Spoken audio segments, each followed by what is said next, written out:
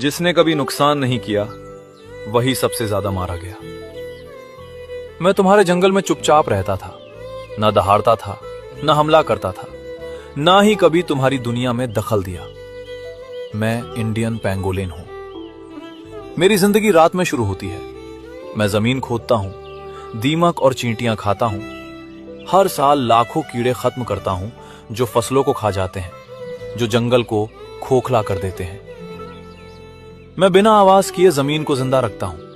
मेरे खोदे हुए रास्तों से मिट्टी सांस लेती है, पानी अंदर जाता है, बीज पिक पाते हैं। मैं किसी का दुश्मन नहीं था, फिर भी मैं दुनिया का सबसे ज्यादा तस्करी किया जाने वाला स्तनधारी बन गया।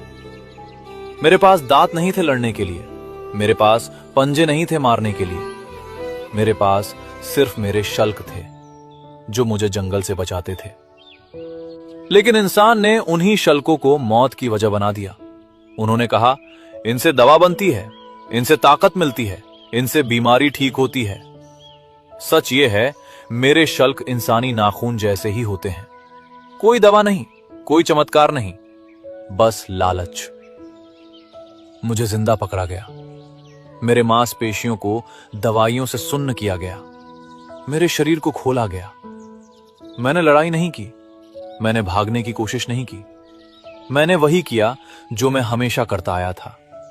मैं खुद को एक गेंद में समेट लिया, लेकिन इस बार वो सुरक्षा नहीं थी। मेरी मां ने मुझे जन्म दिया सालों की उम्मीद के बाद, और इंसान ने कुछ ही मिनटों में मेरी पूरी उम्र खत्म कर दी। आज मुझे कागजों पर संरक्षित कहा जाता है, कानूनों में मेरी रक्षा लिखी है, लेकिन बाजार में मेरी कीमत ज्यादा है, और जहां कीमत ज्यादा होती है वहां कानून हमेशा पीछे रह जाता है।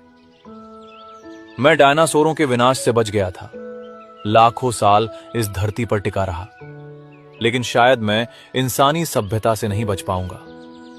जिस दिन मैं पूरी तरह चला जाऊंगा, तब जंगल शोर नहीं मचाएगा, बस कीड़े बढ़ेंगे, जमीन बीमार होगी, और इंसान फिर किसी नए दुश्मन को दोष देगा।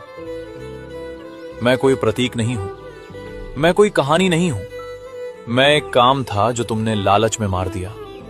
और जब तुम पूछोगे प्रकृति पहले जैसी क्यों नहीं रही, तो जवाब कहीं लिखा नहीं मिलेगा, क्योंकि कुछ गलतियां इतनी खामोशी से होती हैं कि उनका नाम भी कोई नहीं रखता।